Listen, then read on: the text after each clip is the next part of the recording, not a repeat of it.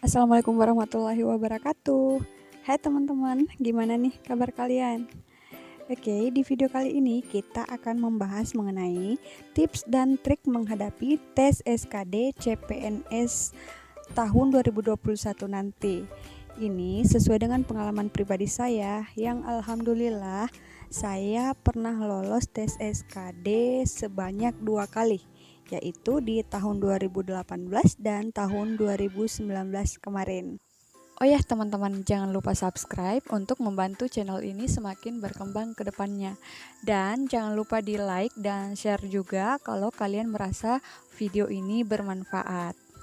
Nah, sebelum mulai kita lihat dulu nih angin segar dari Menpan RB yang katanya seleksi CPNS 2021 akan dibuka di bulan Maret.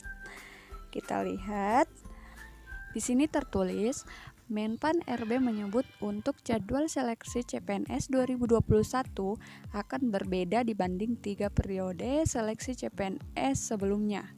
Pada tahun 2017 sampai 2019, pembukaan untuk jadwal seleksi CPNS dilakukan di akhir tahun. Akan tetapi, rencananya jadwal seleksi CPNS 2021 akan dibuka awal tahun. Oke, itu dia teman-teman. Kabar gembira dan angin segar dari Pak Menpan RB yang katanya tes CPNS akan diadakan di awal tahun nanti, yakni di bulan Maret tahun 2021. Nah, gimana nih persiapan kalian? Kalian mau mulai mempersiapkan diri dari sekarang atau menjelang tes? Saya sarankan kalian mempersiapkan diri dari sekarang ya, agar hasilnya lebih maksimal dan tidak mengecewakan. Nah, karena itu di video kali ini saya akan berbagi tips dan trik apa saja yang saya lakukan saat akan menghadapi tes SKD. Dan semoga juga bisa membantu teman-teman semua untuk bisa lolos sampai menjadi ASN. Amin. Apa saja tips dan triknya? Yuk simak bersama. Yang pertama, berdoa dan meminta restu.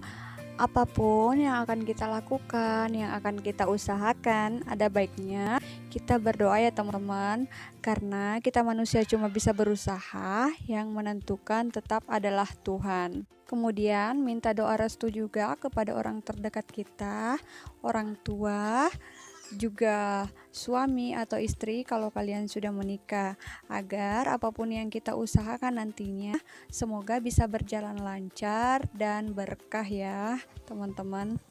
Yang kedua, tentukan target nilai atau poin yang teman-teman ingin capai. Ini akan sangat berpengaruh terhadap cara belajar teman-teman. Kalau teman-teman gak punya target nilai, maka mungkin kalian akan belajar biasa-biasa saja. Berbeda jika kalian menentukan target. Kalian mungkin akan belajar lebih keras untuk mencapai target tersebut. Semakin tinggi target yang kalian tentukan, maka motivasi belajar kalian akan semakin tinggi juga. Begitupun sebaliknya. Nah, ini yang saya lakukan pada saat tes SKD kemarin. Dan alhamdulillah hasilnya memuaskan. Yang ketiga, pada saat kalian belajar, kuasai konsep terlebih dahulu. Ini yang penting juga ya teman-teman. Jangan asal belajar. Kalian harus menguasai konsep terlebih dahulu sebelum memulai latihan soal. Ini yang saya lakukan. Jangan sampai kalian hanya latihan soal terus-menerus dan pas tes SKD yang muncul soalnya berbeda dan kalian kelabakan. Makanya saya sarankan kalian belajar konsep terlebih dahulu. Jadi pada saat tes, bagaimanapun bentuk soalnya, kalian sudah paham dan sudah menguasai. Oke? Nah, setelah itu perbanyak latihan soal agar kalian sudah terbiasa menghadapi soal-soal sejenis tes SKD ya teman-teman. Dan itu sangat bermanfaat untuk memanage waktu kalian pada saat tes. Karena teman-teman, yang kita hadapi pada saat tes sebenarnya bukan soal yang paling sulit ya teman-teman, tapi waktu. Waktu sangat sedikit, sedangkan soal itu ada 100 nomor. Jadi Memperbanyak latihan soal akan sangat membantu kita dalam mengerjakan soal karena kita sudah terbiasa menghadapi soal-soal seperti itu. Selanjutnya adalah bagaimana pintar-pintarnya kalian memanage waktu pada saat tes SKD nanti. Jadi, sekali lagi ya teman-teman, saya ingatkan, yang paling sulit di tes SKD adalah waktu. Waktunya cuma 90 menit untuk 100 soal. Dan 100 soal itu ada 3 jenis ya, ada TKP, TIU, TWK, dan itu semuanya, hampir semuanya ya, soalnya panjang-panjang. Nah, di sini bagaimana pintar-pintarnya kalian untuk memanage waktu. Nah, dari itu saya sarankan kepada kalian agar mulai dari sekarang kalian belajar untuk memanage waktu.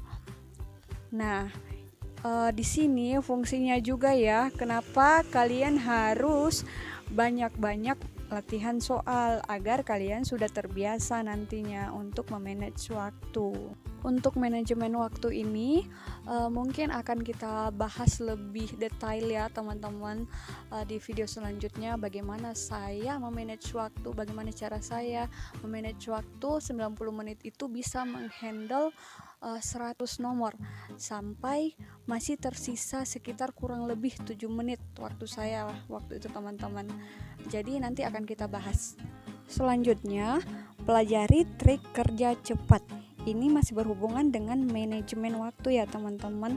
Ini sangat berguna nantinya karena akan mempersingkat waktu kalian dalam mengerjakan soal. Nah, yang terakhir, membaca cepat dan cermat. Jadi ini salah satu rahasia ya teman-teman, kalian harus bisa membaca cepat dan cermat.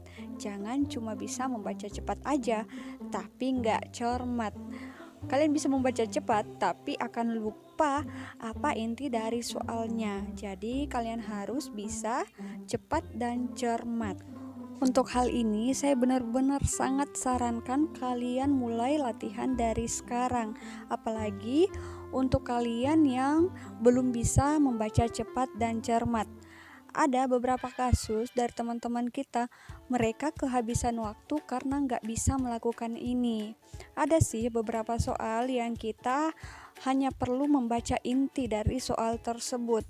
Tapi ada juga beberapa soal yang kita benar-benar harus membaca dari awal sampai akhir dari soal tersebut.